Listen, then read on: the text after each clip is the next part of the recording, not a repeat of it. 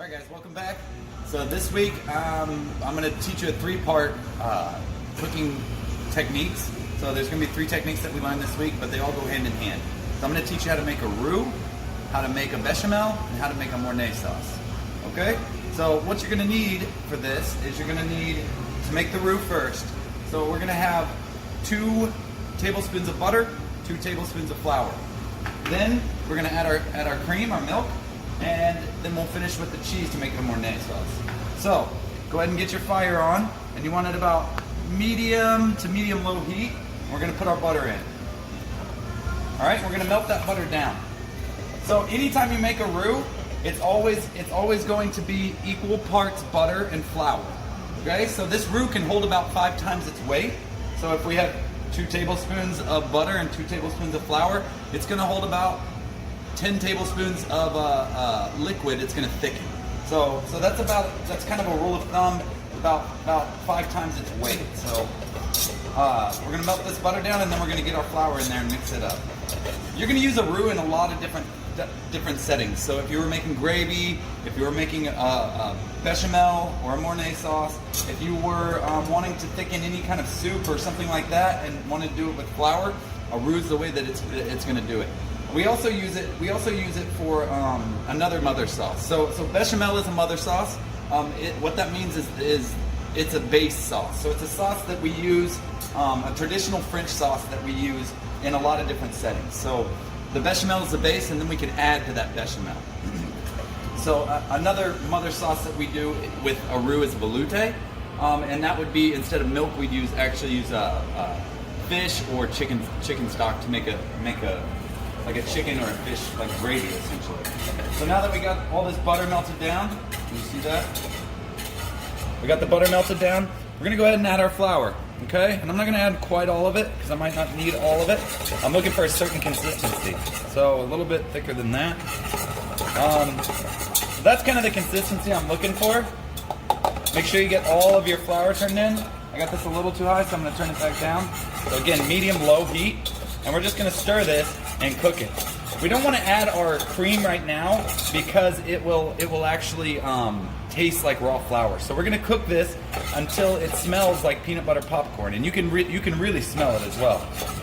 That way we cook all that raw flour out, and we have a nice blonde roux. If we were to cook this further, we could turn it brown and have a brown roux that we would use for another mother sauce, Espagnole, which is with beef stock. But we're not going to make this a brown roux because we're having a white sauce, and we want a white roux. So just keep giving it a stir. You're going to continue to smell it. It's going to take about 3 or 4 minutes before it's done. You don't need to stir it constantly. You actually want it to sit there just a little bit so that it can cook that. And then give it a stir every now and then, making sure everything's back in the middle, and let it cook.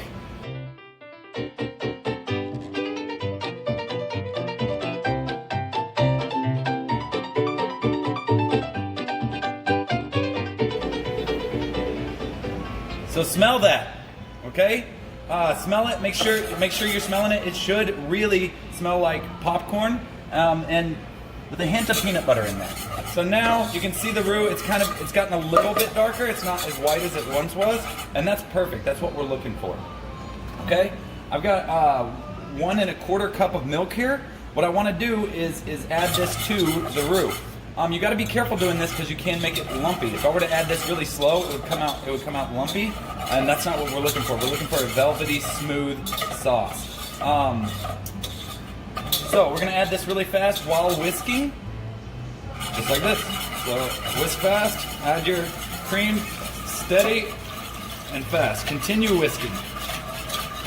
Okay? Continue whisking, making sure that you're incorporating all of that roux into the milk. One thing that you need to be aware of is using a roux, you have to have a hot roux with a cold liquid, or a cold liquid with a hot roux. So it doesn't work as well, it's not as effective if you do it the opposite way. So cold liquid hot roux, or hot liquid cold roux. So they need to be opposite. And again, you'll start to see this start to thicken up just a little bit. And we're not looking to make this like gravy thickness. We're looking a little bit less than that. Okay, so at this point, I can go ahead and take a pinch of salt and add just a little pinch of salt in there.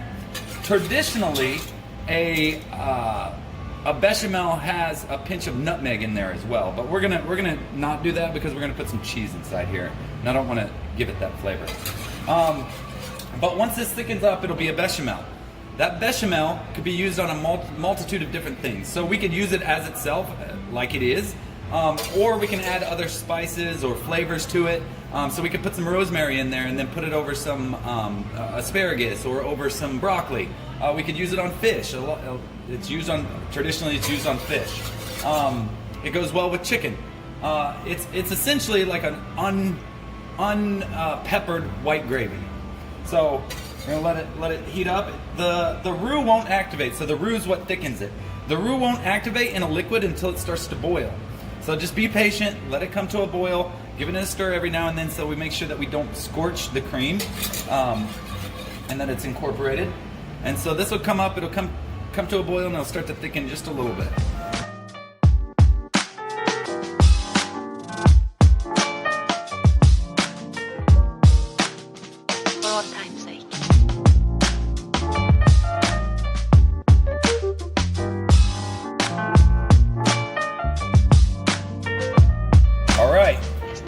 So you can see some bubbles starting to form here. You can actually see it starting to thicken up a little bit. You can see the bubbles coming to the top and how slow they're coming up. We're getting to the consistency that we want.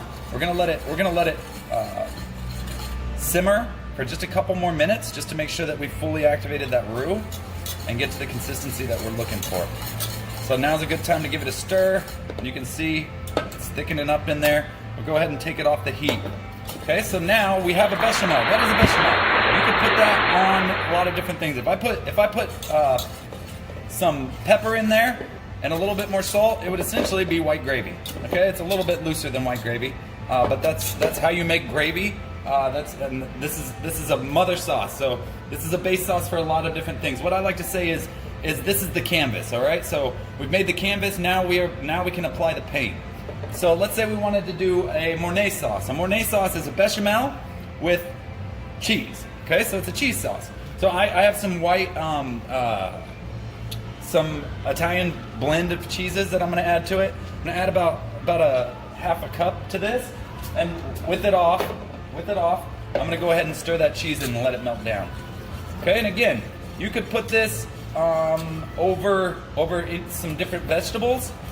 You could actually mix this with some elbow mac and make macaroni and cheese. So I don't want to heat it up too much, so I'm just going to let the residual heat that's in there melt down all that cheese. And now you can see we have a cheese sauce, and this is called a Mornay. The reason we do a roux and milk instead of just melting down cheese is because if you didn't have the roux, if you just tried to melt cheese into milk, it would get really grainy and be really strange texture. So the roux actually helps act as a binder and gives it this nice, velvety smoothness that we love in cheese sauce. So we could do this with almost any kind of cheese as long as it melts down good enough, and make a Mornay sauce out of many different types of cheeses. So there we go. You have a roux, a bechamel, and a Mornay sauce.